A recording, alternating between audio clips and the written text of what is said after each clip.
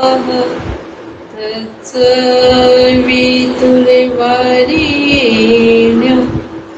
भर्गो देवस्य धीमहि धियो यो नः प्रचोदयात्।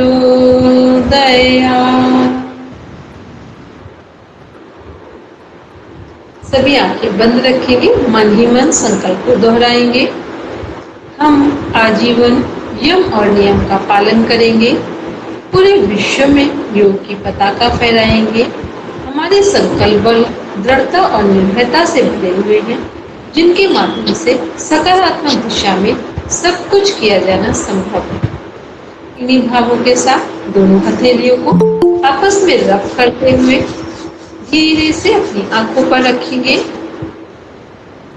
कोमलता के साथ अपनी आंखें खोलेंगे।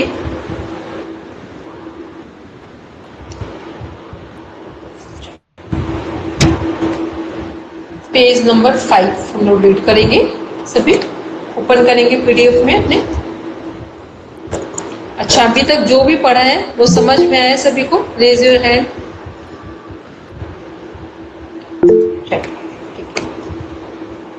4th नंबर है सामाजिक स्वीकार्यता की मनोवैज्ञानिक दृष्टि से सामर्थ्य। स्टार्ट करो।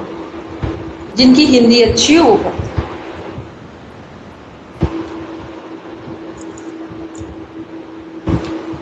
जिनकी भी हिंदी ठीक हो, जिन्हें लगता हो लयबद्ध तरीके से पढ़ सकते हैं, वो पढ़ते हैं। सरोज जी आप ओपन करेंगे? पहले वाली सरोज मैम है या कोई दूसरे? ये नहीं समझ में आ रहा है। कौन पढ़ना चाहेगा हिंदी? सरोज जी, ठीक है, पढ़ेंगे। किसको हिंदी पढ़नी है? जिनकी थोड़ी भी ठीक हो चलो वही पढ़ेंगे। रेनू जी पढ़िए।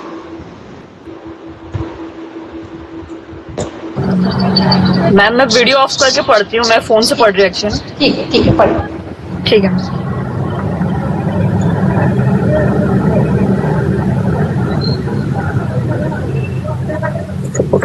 मैम 5 पेज नंबर ना? हाँ।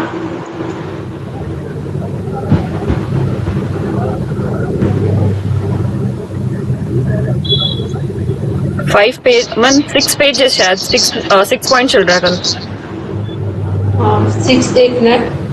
5 पेज में, हाँ ठीक है, 6 पॉइंट पढ़े। समन्वित व्यक्तित्व। इसमें शारीरिक, मानसिक, सामाजिक, बौद्धिक, भावनात्मक आदि आयाम संतुलन रहते हैं, जिससे व्यक्ति अंदरूनी तनाव से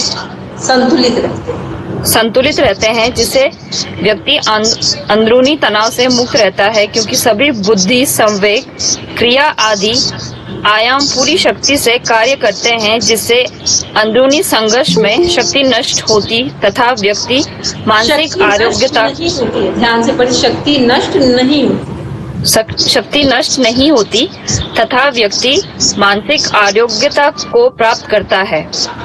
जहोदा 1958 ने मानसिक रूप से स्वस्थ व्यक्ति के विषय में कई परिभाषाएं दी हैं और मानसिक स्वास्थ्य के निम्नलिखित सिद्धांत प्रतिपादित किए हैं। पहला, स्वयं। एक मिनट, सिद्धांत है वो गलत प्रिंट है, ठीक है? सिद्धांत, ठीक है मैम। सिद्धांत प्रतिपादित किए हैं। पहला, स्वयं के प्रति व्यक्ति का रुझान। दूसरा, वृद्धि, विकास और आत्मनिरीक्षण। तीसरा, युग्मन। चौथा,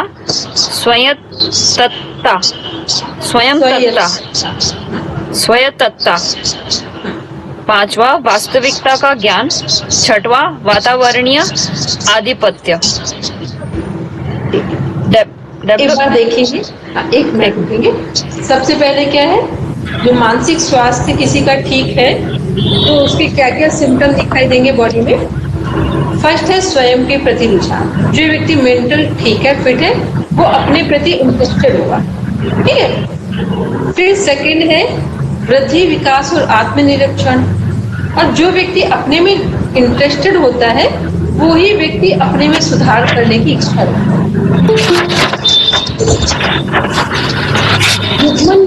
तालमेल बिठाना, according to situation how to adjust, कि कैसे जैसी सिचुएशन हो वहां पे अपने आप को कैसे एडजस्ट करें।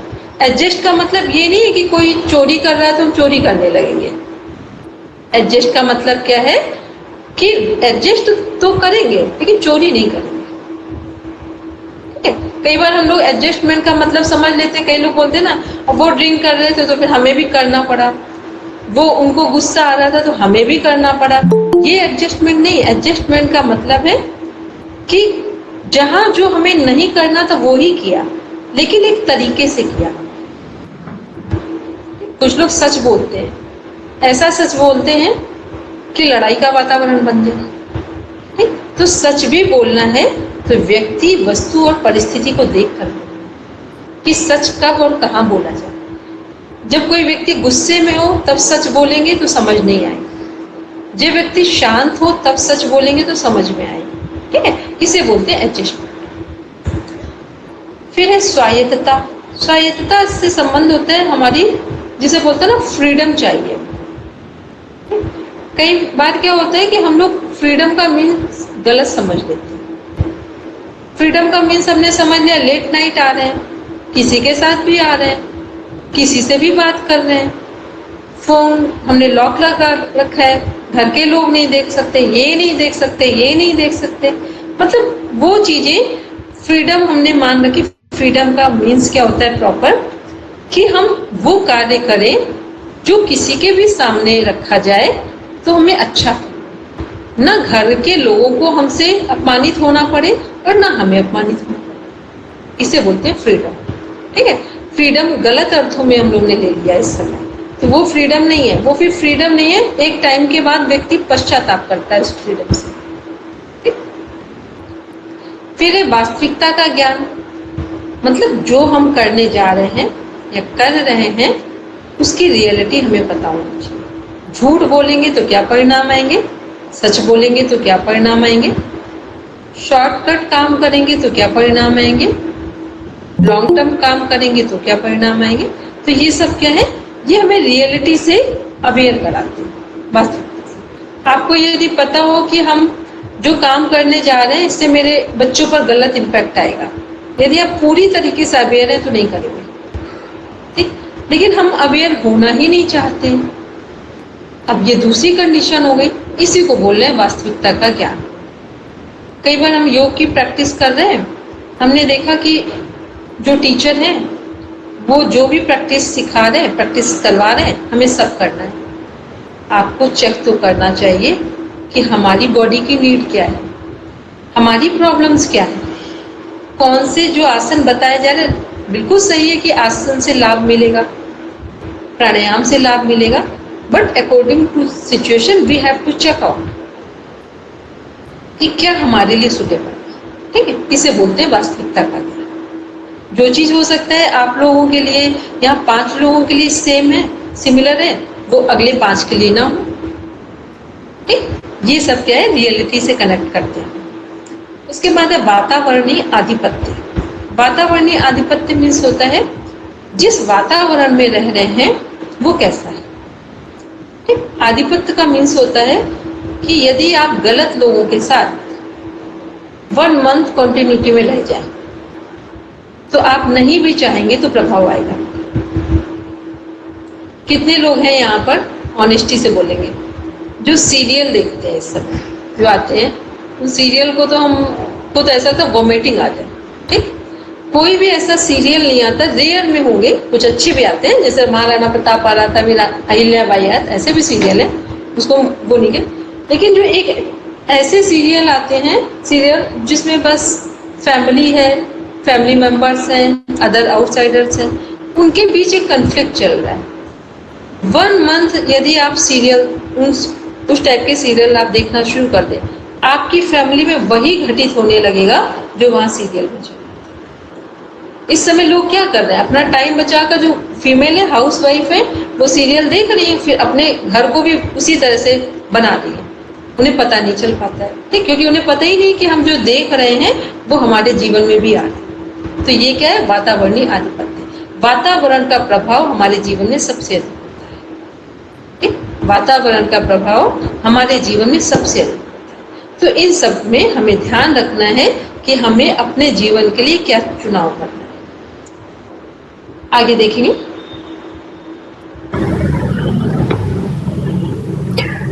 WHO के अनुसार आदर्श जीवन शैली, हर समाज और हर व्यक्ति की जीवन शैली उस व्यक्ति में पाई जाने वाली आस्थाओं या उस समाज में प्रचलित विचारधाराओं से प्रभावित होती है।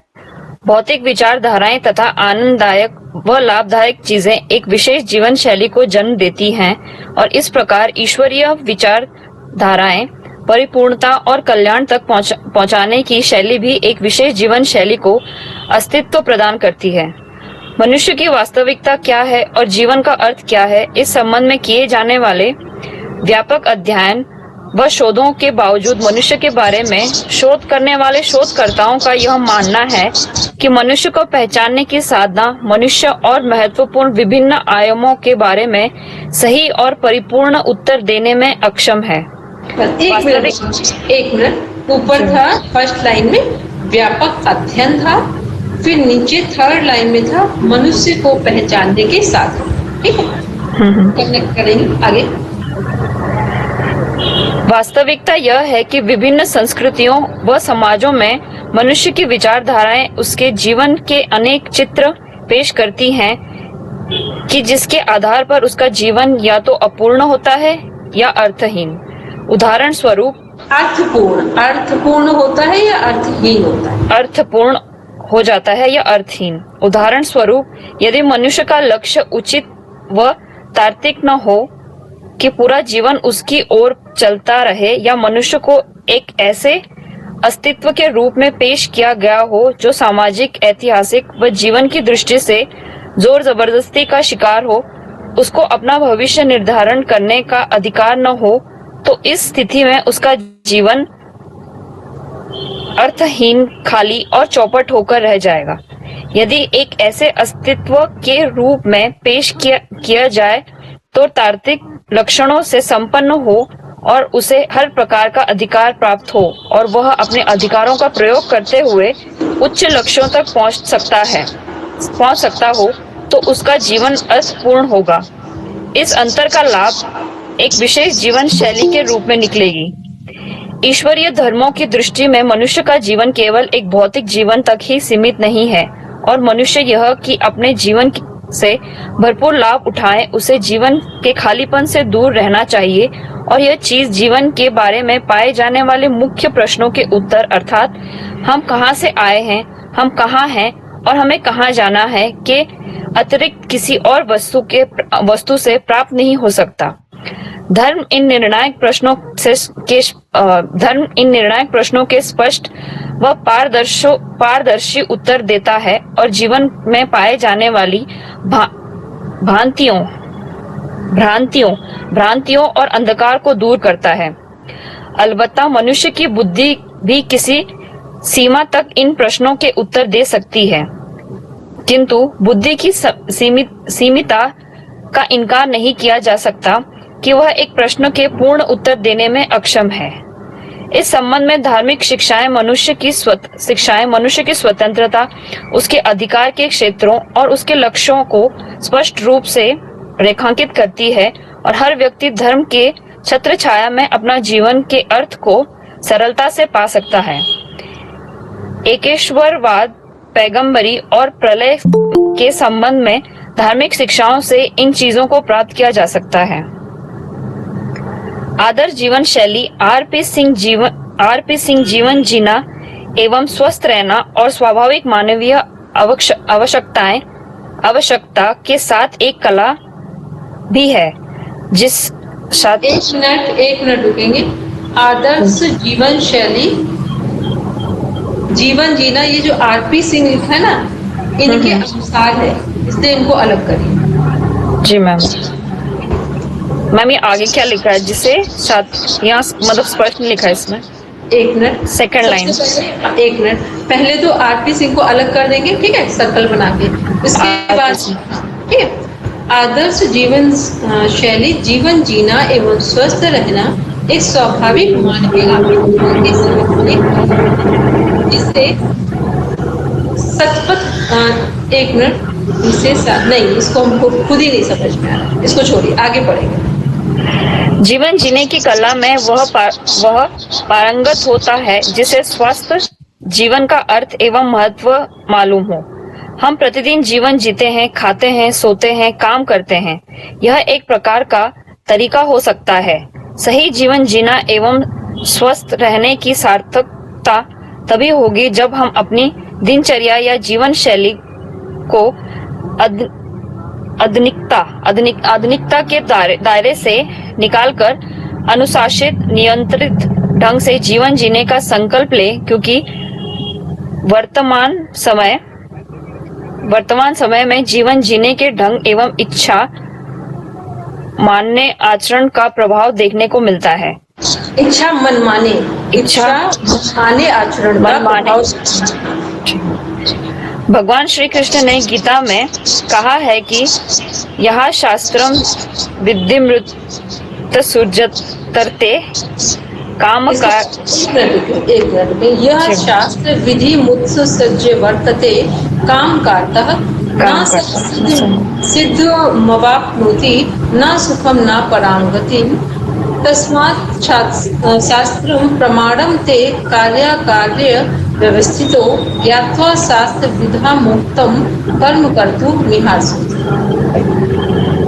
यानी जो मनुष्य शास्त्र विधि को छोड़कर अपनी इच्छा से मन माना आचरण करता है, वह एक सिद्धि प्राप्त करता है और ना ही सुख, शांति तथा परम गति को प्राप्त करता है।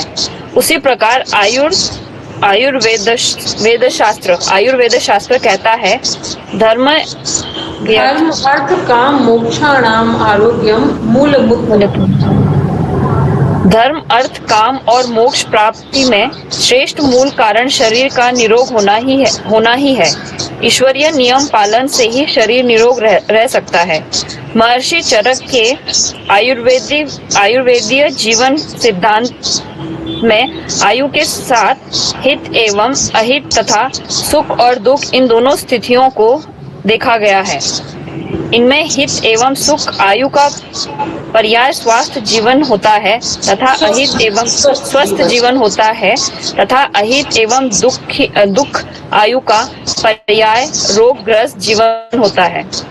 इस दृष्टि से आयुर्वेद विज्ञान में चिकित्सा के दो उद्देश्य स्पष्ट किए गए हैं। पहला, स्वास्थ्य की ऊर्जा वृद्धि करके दीर्घ जीवन। दूसरा, रोगी के रोग का शमन करके प्रकृति स्थापना द्वारा दीर्घ जीवन। काल, अर्थ और कर्म व्याधियों के सर्वव्यापक कारण माने गए हैं। इनसे बचने के लिए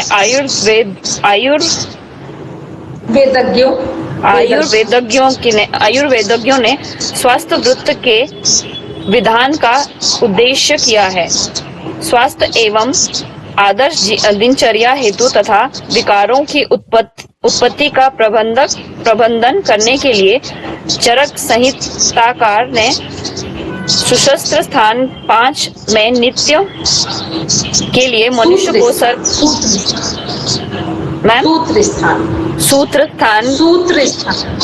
सूत्र स्थान के लिए मनुष्य को सर्वप्रथम अपनी दिनचर्या को सुधारना होगा।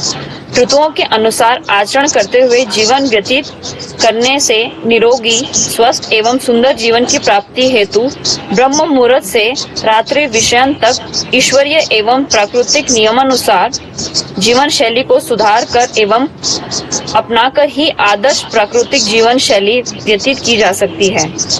उपयुक्त नित्य क्रिया संपादन के पश्चात व्यायाम, प्रातः भ्रमण, स्नान आदि को भी अनिवार्य रूप से अपनी दिनचर्या में शामिल करें तथा स्वच्छ वस्त्र धारण करके ईश्वरोपासना तथा योगाभ्यास द्वारा अपने अभ्यंतर विकास के लिए प्रयासरत कर रहे हैं। भोजन, आहार, अभ्यंतर विकास के लिए प्रयास रहे। प्रत्येक मनुष्य का आहार उसके दोष, काल, आयु, प्रकृति, कार्य के अनुसार भिन्न भिन्न होता है। आहार के संबंध में क्या खाएं, कितना खाएं, कब खाएं, क्यों खाएं एवं कैसे खाएं के बारे में शास्त्र सम्मत सिद्धांतों का पालन करें। आयुर्वेदिक सिद्धांत के अनुसार प्रकृति विरुद्ध आहार वात, पित्त, कफ इन दोषों और रस, रक्त और धातुओं तथा स्वेद, मूत्रादि मलों एवं उपधातुओं तथा तोतस विशेष की दूषित करते हैं। यह दोष वैषम्य रोग संप्राप्ति का प्रथम सोपान माना जाता है। इसलिए महर्षि चरक ने लाभ प्राप्त करने के लिए 8 प्रकार के आहार विधि निर्धारित की है। उस सब का अध्ययन और पालन करें और निम्नलिखित एक सेकंड आ गया।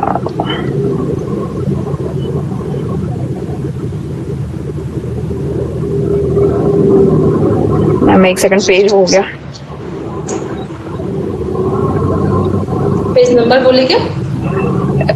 एक सेकंड मैम, पेज ऊपर नीचे चला गया बहुत जल्दी से। 1 नंबर पेज है। निम्नलिखित सामान्य नियमों को ध्यान में रखें। पहला, भोजन करते समय शांत एवं मौन रहना चाहिए। दूसरा, भोजन से पूर्व हाथ पैर की सफाई कर लेनी चाहिए। तीसरा, भोजन करते समय ढीले वस्त्र धारण करने चाहिए। चौथा, शीघ्रता से एवं अधिक मात्रा में भोजन नहीं करना चाहिए। पांचवा, ज्यादा गर्म न ज्यादा ठंडा भोजन नहीं करना चाहिए। छठवां, प्राकृतिक विरुद्ध, ऋतु विरुद्ध या शरीर विरुद्ध भोजन नहीं करना चाहिए। सातवां, भोजन पश्चात मूत्र त्याग करना चाहिए। दिनचर्या के समान ही ऋतुचर्या तथा रात्रिचर्या भी महत्वपूर्ण है। सायंकाल में समय भोजन, मैथुन, नींद, पढ़ना एवं मार्ग गमन नहीं करना चाहिए। रात्रि में प्रथम पहर में ही भोजन कर लेना चाहिए। शयन काल में वस्त्र ढीले एवं बिस्तर स्वच्छ एवं आरामदायक होना चाहिए। सोने का कमरा स्वच्छ एवं हवादार होना चाहिए। सोने से पूर्व ईश्वर ध्यान अवश्य करना चाहिए। प्रकृति के साथ संबंध, जो मनुष्य प्रकृति में रहता है उसे प्रकृति के 8 रूप आरोग्य प्रदान करते हैं तथा जल, अग्नि, होता, सूर्य, चंद्र, आकाश और पृथ्वी एवं वायु। दिनचर्या के दौरान इन 8 रूपों के सहयोग से मानव जीवन सदा स्वच्छ एवं स्वस्थ रहता है। कालिदास ने प्रकृति को शिव और प्रकृति के 8 रूपों को शिव की 8 मूर्तियां माना है।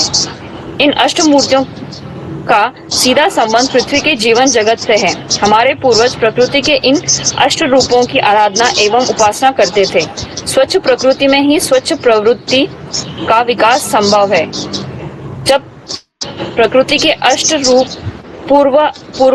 पूर्वव्रत शब्दों में प्रकृत विश्व के अन्य प्रत्यक्ष 8 रूपों की स्तुति करते हैं, जिनसे सभी को आदर्श निरोगता एवं स्वास्थ्य प्रदान हो। युक्ताहार विहार का प्रभाव। हमारी आदर्श दिनचर्या या जीवनचर्या में धर्म रूप युक्ताहार विहार का भी प्रभाव पड़ने से सद्गुणों एवं सद्विचारों में वृद्धि होती है और आदर्श जीवन शैली को सफलता प्रदान करती है। विदुर नीति में कहा गया है कि यत्न से आचार की रक्षा करनी चाहिए। वृत्तम यत्नेन संरक्षितम्। आदर्श प्रकृति जीवन शैली का वैदिक का मतलब समझने, स्वयं में सुधार करने तथा स्वयं की वैदिक स्त्रोत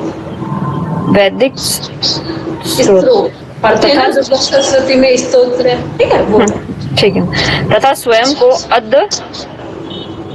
मैम ये क्या, मैं इसमें क्लियर नहीं एक्चुअली। ये ऊपर लिखा था एक जगह सद्विचारों में वृद्धि, और ये जो लिखा है स्रोत शैली का वैदिक स्रोत नहीं है, वैदिक स्तोत्र और स्रोत में दो अंतर है। स्रोत होते हैं सोर्सेस, स्तोत्र होते हैं श्लोक है। तो वैदिक हाँ स्रोत, वैदिक ज्ञान स्रोत, तो यहाँ स्तोत्र नहीं स्रोत है ये। स्रोत वैदिक ज्ञान स्रोत हमारे आचरण, संस्कार, सत्कर्म, सद्विचार के परिष्कृत करते हैं, को परिष्कृत करते हैं, जिनमें हमें जीवन जीने का मतलब समझने, स्वयं में सुधार करने तथा स्वयं को मैम ये क्लियर नहीं यहाँ पे मेरे पेपर्स में। एक मिनट। जिनमें हमें जीवन जीने का मतलब समझने, जीवन जीने का मतलब समझने, स्वयं में सुधार करने तथा स्वयं को अधिकाधिक धर्म, कर्म, ईश्वर एवं इंद्रिय नियंत्रण के करीब लाने का अवसर एवं ज्ञान देकर हमें आदर्श बनाते हैं। आदर्श प्राकृतिक जीवन शैली का महत्व एवं प्रभाव। आजकल सामान्यतः लोग छोटी मोटी बीमारियों से परेशान रहते हैं और उनके लिए उन्हें बार बार चिकित्सकों की शरण लेनी पड़ती है। वास्तव में खान पान, आहार विहार व रहन सहन के अनियमितता या असंयम के कारण ही रोग एवं व्याधियां का जन्म होता है तथा हमारी दिनचर्या प्रभावित होती है।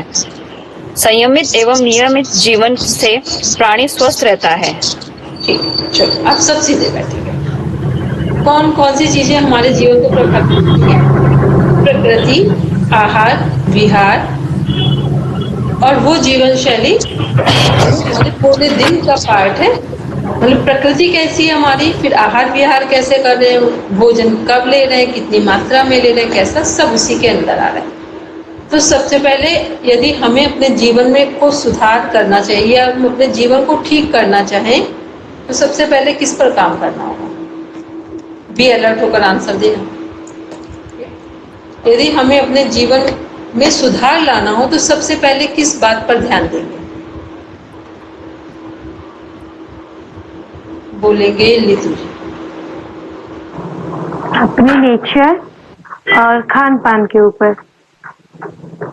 Very good. बोलेंगे अनु जी। मैम खान पान के ऊपर, क्योंकि जैसा होगा खाना वैसा होगा मन। Very good. रेणु जी बोलेंगे, हैंड रेज किया था। हाँ जी मैम, खान पान और हमारे आसपास जिस वातावरण में हम रहते हैं वो। ठीक। सबसे पहले हमें क्या करना है? अपने खान पान पर ध्यान देना है और उसके साथ साथ सोने और जगने का जो क्रम है उसे ठीक करना है। क्योंकि जैसे ही हम अपना खान पान जो करते हैं, जो हमारा आहार विहार है, उसको ठीक करें और उसी के साथ सोने और जगने का क्रम ठीक करें। कितने लोग यहाँ साइंस के स्टूडेंट हैं? जो भी हैं लगभग बहुत सारे लोग ऐसे भी होंगे जिन्होंने जनरल साइंस 10th तक तो पढ़ी होगी, ठीक है, और आगे जिसने कंटिन्यू की होगी तो पता होगा। देखो, एक हमारी बायोलॉजिकल क्लॉक होती है बॉडी में, उसी के अकॉर्डिंग एक और बात होती है कि एक हमारी रियल भूख होती है, रियल हंगर, ठीक। रियल भूख जब लगती है ना, वास्तविक भूख, तब आप जो भी खाएंगे वो डाइजेस्ट हो जाता है तुरंत। और फिर आप जब वास्तविक भूख लगती है तब आप ये भूल जाते हैं कि अब हमारे सामने अच्छा खाना है कि कम अच्छा खाना है, कि रखा हुआ खाना है कि नापसंद वाला खाना है, ठीक है। क्योंकि वास्तविक भूख जब लगती है फिर उसको कुछ बस भोजन चाहिए और वो डाइजेस्ट भी हो जाएगा। और एक भूख कैसी होती है, इस समय एक पैटर्न चलता है ना, कहीं जाओ थोड़ा सा खा लो, बैग में थोड़ा सा रख लो, घर में है बच्चे खा ले तो उनसे थोड़ा सा खा लो, कोई आया मेहमान उससे भी थोड़ा खा लो। हमें क्या लग रहा है, हम उनको कॉपरेशन दे रहे हैं, सहयोग दे रहे हैं, ठीक है। ये सहयोग नहीं है, आपका जो सलाइवा है वो इतने बार सीक्रेट होता है जिसके कारण आपका पाचन तंत्र डिस्टर्ब हो जाता है। 20-25 ईयर्स बैक आप देखेंगे भोजन बनने के बाद किचन को एक बार विराम दिया जाता है। ठीक, लगभग सब लोग परिचित हो गए कि जब भी भोजन बना सबने भोजन कर लिया, इसके बाद एक बार किचन साफ हो बस। अब ये पता है कि दोबारा शाम को बनेगा भोजन। कभी इमरजेंसी में लोग आ गए तो पहले बाहर का तो होता नहीं था, तो उनके लिए बनाना पड़ेगा, वो अलग बात है। अभी क्या है, हमें पता ही नहीं है, किचन का खाना भी चल रहा है, स्नैक्स भी चल रहे हैं, फ्रूट्स भी चल रहा है, उसके बाद जोमेटो भी चल रहा है, ठीक, वो भी चल रहा है साथ में। तो अब ये बताओ कि स्वास्थ्य कहाँ से ठीक कर सकते हो? नहीं कर सकते। फिर पहले क्या होता था, सोने का टाइम रात्रि में, मतलब 25 ईयर्स बैक चले जाओ तो ऐसा लगता है अभी भी उस टाइम को कुछ दिन लेकर आ जाओ तो अभी भी हम स्वस्थ हो जाएंगे। रात में सोने का टाइम क्या था, 9 से 10। सबके घरों में लाइट्स ऑफ। कोई भी ऐसा घर नहीं होगा जो ये हो कि सूर्योदय के बाद लोग उठते हैं। बहुत जल्दी भले ना उठे लेकिन सूर्योदय से पहले उठ जाए। तो क्या हो रहा था, एक हम लोग जीवन कैसे जी रहे थे, प्रकृति के साथ जी। अभी क्या होगा, जब चाहो खाना खाना है खा लो, जब चाहो सो जाओ, फोन हाथ में है, किसी से भी कभी भी चैटिंग करो, ठीक है। यूट्यूब फ्री में है, उन्हें पता भी नहीं है कि मेरी चीज लोगों को नुकसान पहुंचाएंगे कि फायदा देंगे, बस हम देखे जा रहे हैं। तो ये क्या है, ये हमने अपना लाइफ स्टाइल खुद में डिस्टर्ब कर लिया। तो हमें यदि अपना स्वास्थ्य चाहिए तो सबसे पहले भोजन पर ध्यान दें। फिर रात्रि का जो सोने का टाइम है वो 9 से 10, क्योंकि हमारी बायोलॉजिकल क्लॉक क्या है, 9 बजे का टाइम है सोने का।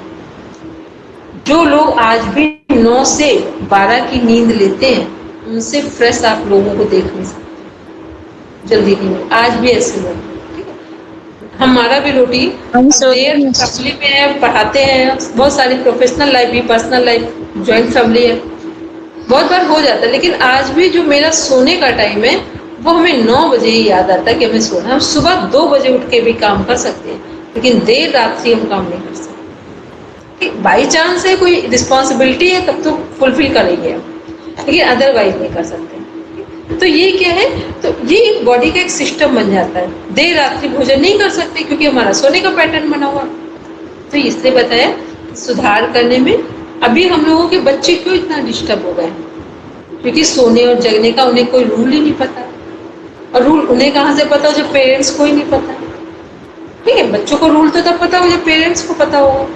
तो सबसे पहले सोने जगने का टाइम 9 से 10 जिन्हें जिन्हें अपना जीवन ठीक करना है। सुबह उठने का टाइम, जब आप 9 से 10 सोएंगे ना, तो आप कितनी भी कोशिश कर ले बिस्तर पर सोने की, फिर भी आप 4 से 5 के बीच जग जाएंगे। आप सो ही नहीं सकते क्योंकि बॉडी की डिमांड पूरी हो गई जितना उसे चाहिए, फिर आप उठेंगे। ऐसे भोजन है अपनी प्रकृति के अनुसार लें। कफ प्रकृति के लोग हैं, मोटे लोग हैं, तो कैसा भोजन लें जो उनका मोटापा ना बढ़ाए। पित्त प्रकृति के लोग हैं तो बहुत तला हुआ गर्म भोजन मत लें, मसाले वाला भोजन ना लें। वात प्रकृति के लोग हैं तो बहुत सूखा भोजन ना लें, ठीक। वो लोग बहुत ऑयली भोजन लें और मीठा भोजन लें, ठीक है। इस तरह का भोजन लें। मीठा का मतलब चीनी का मीठा नहीं बोलते हैं, गुड़ या फ्रूट्स का, जो नेचुरल ड्राई फ्रूट्स हैं, गुड़ है और मिश्री है, उसकी बात।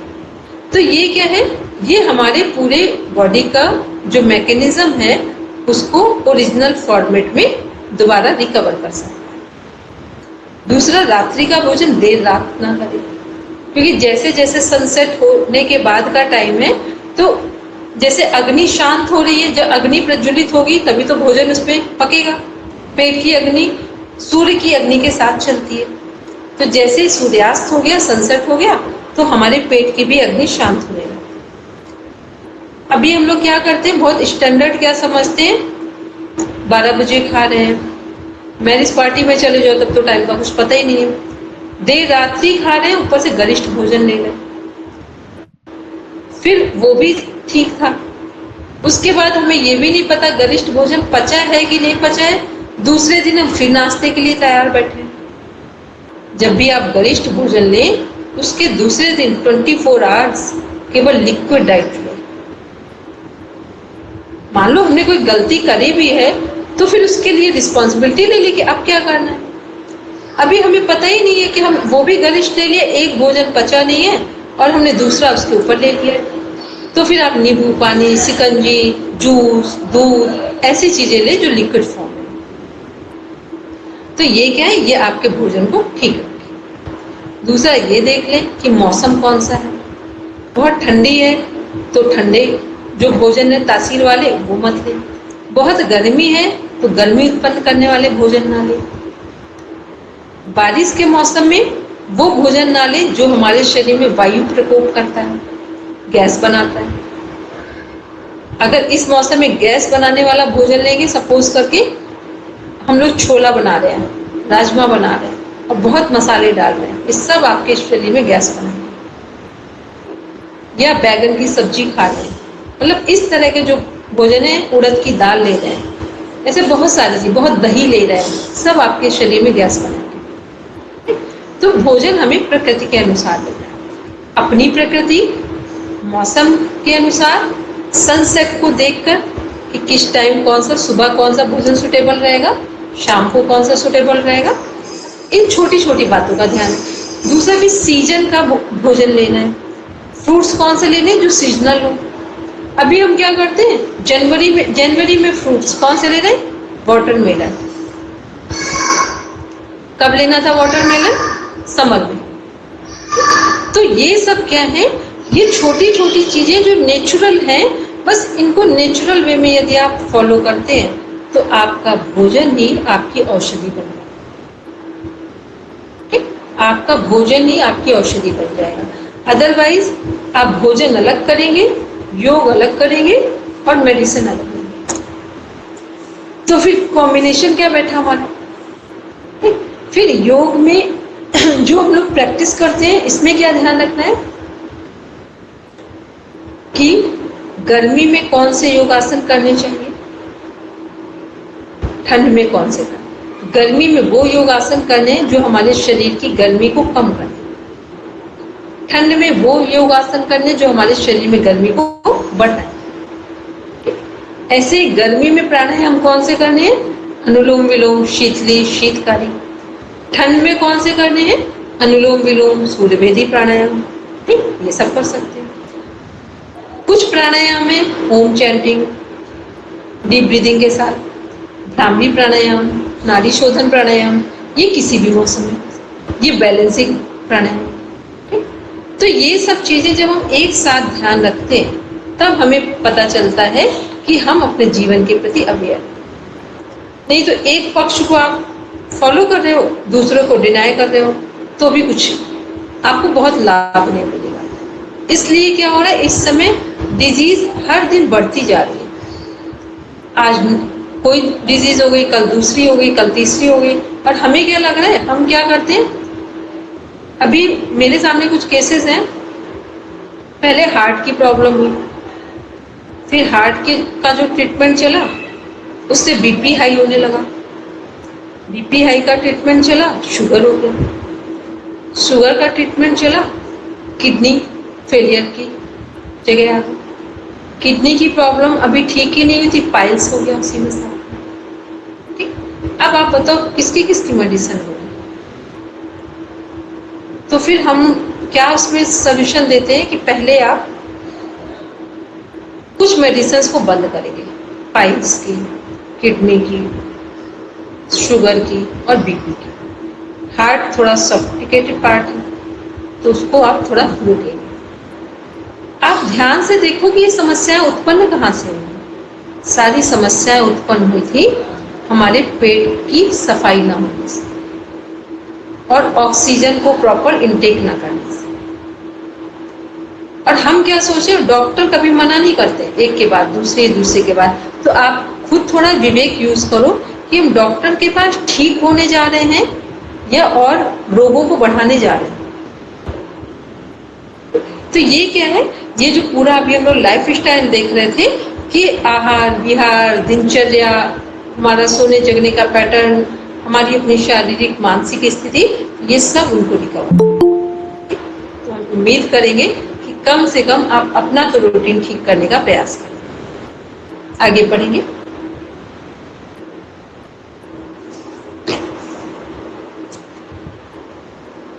आगे पढ़ेंगे। मैम एक्चुअली मैं ड्राइव कर रही तो आप किसी और को अच्छा कोई बात सॉरी मैं एक्चुअली ड्राइव कर रही हूँ तो कोई बात है। अनु जी पढ़ेंगे। अनु पढ़ेंगे। ठीक है ओके मैम।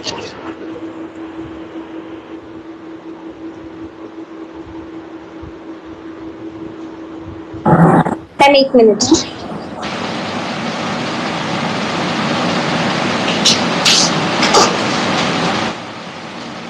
पढ़ेंगे योग द्वारा मानसिक आरोग्य। हाँ जी मैम।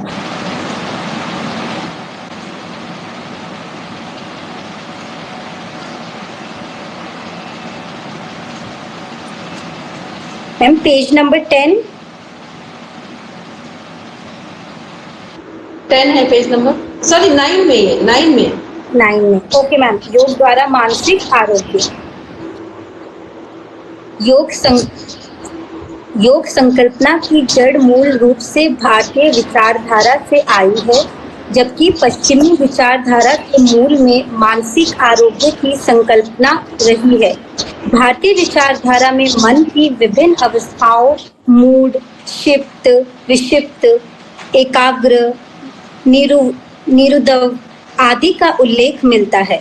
महर्षि पतंजलि ने योगा दर्शन के अंतर्गत अष्टांग योग में समाधि का वर्णन किया है। इसलिए समाधि, मुक्ति, निर्वाण, आत्म साक्षात्कार, भगवत प्राप्ति की अवस्था में व्यक्ति मानसिक रूप से आरोग्यता प्राप्त करता है। भारतीय विचारधारा में स्वस्थ मन के लिए विभिन्न साधन बताने पर भी मानसिक आरोग्यता जैसी स्वतंत्र संकल्पना भारतीय विचारधारा में न आने का कारण यह है कि भारतीय विचारधारा में व्यक्तित्व को सदैव समय रूप से लिया गया है, न कि उसे विभिन्न पहलुओं पर अलग अलग रूप से विचार किया गया है। योग शब्द जिस धातु से निष्पन्न हुआ है वह पाणिनीय व्याकरणानुसार दिवादि, रुधादि एवं चूरादि तीनों गणों में प्राप्त होता है। युज, समाधो, दिवादि गण, युज समन्वय, चूरादि गण, संयमने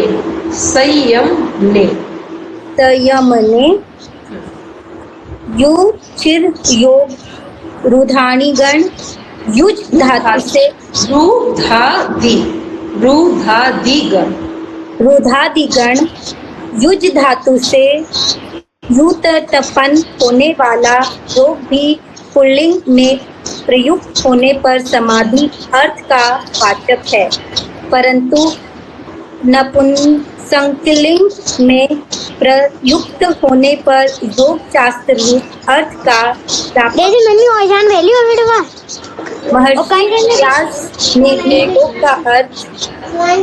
महर्षि व्यास ने भी योग का अर्थ समाधि बतलाया। नारायण जी माइक म्यूट करिए। पढ़े। इस प्रकार गण भेद से योग शब्द के प्रमुख अर्थ समाधि, संयोग तथा संयम होता है। ठीक, बस इसके आगे कल हम कंटिन्यू करेंगे। ठीक है, जो हमने पढ़ा है उसको प्रॉपर एक बार रिवीजन में लेंगे और कल इसके आगे हम देखेंगे। सब बैठेंगे शांति पाठ के लिए।